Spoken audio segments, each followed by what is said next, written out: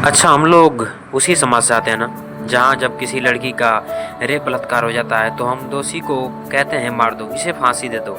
लेकिन इसको बढ़ावा कौन देता है? क्या वो आसमान से टपक के आता है जो दोषी या आरोपी है? नहीं, वो आप ही के और हमारे जैसे ही कोई एक इंसान होता है जो बुरी संगतों का शिकार होता है, जो ऐसा करने पर मजबूर होता है। हो सकता है कि उसके माता पिता ने भी वैसे घर से भाग कर के शादी की हो जिससे वर्ण संकर संतान पैदा होती हो, और ऐसी संतानें पूरे के पूरे कुल का नाश कर देती हैं। आखिरकार इस मॉडर्न जमाने इसको बढ़ावा कौन दे रहा है? हमें अच्छी वीडियो तो पसंद नहीं आ रही है, हम नग्नता को ज़्यादा देखते हैं और समाज में अच्छी अच्छी बातें करते हैं। ये सत्य बात है ना?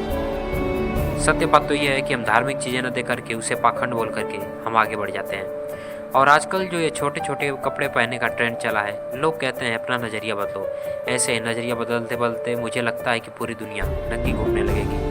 हम उसी समाज से आते हैं ना, जिनको सुबह उठ करके नाले और रास्ते साफ चाहिए, लेकिन गंदगी कौन करता है? हम पैकेट बंद खाना खा करके जहाँ मर्जी आया वहाँ पैकेट डालिए, गुटखा खाकर दीवारों में थूक दी, नाली में शराब की बोतलें डाल दी। गंदगी कौन करता है? क्या कोई जानवर करता है?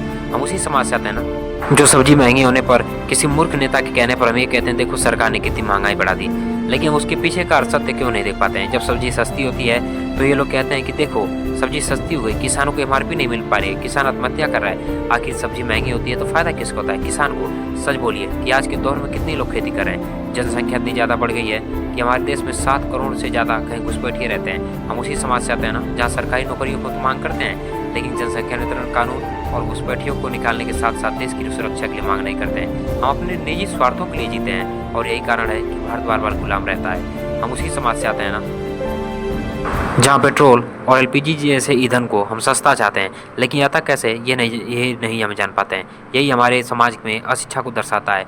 हम उसी समाज से हैं ना, जहाँ एक ही मजहबी किताब पढ़ के लोग आतंकवाद करते हैं और हम उसके सेकुलरिज्म इतना बह जाते हैं कि हम कहते हैं कि आतंकवाद का कोई मजहब नहीं होता है। सच बोलने से डरते हैं। हम उसी समाज से आते हैं ना, जहाँ पर पशु पक्षी की रक्षा की बात न करके ये कहा जाता है यदि पशु पक्षी रहेंगे तो मनुष्य कहाँ रहेगा। ये लोग क्यों नहीं समझ पाते हैं कि जिस दिन पशु पक्षी खत्म हो गए उस दिन धरती का संतुलन और इंसान भी खत्म हो जाएगा।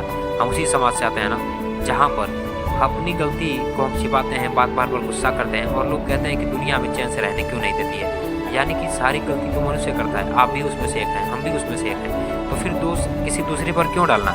मैंने उत्तराखंड में एक उत्तराखंड परिवहन पे एक बहुत बढ़िया बात पढ़ी थी। बस में लिखा हुआ था कि यदि आप अपने आप में खुद में सुधार कर लेंगे तो ये दुनिया के लिए सबसे बड़ी आपकी योगदान होगा।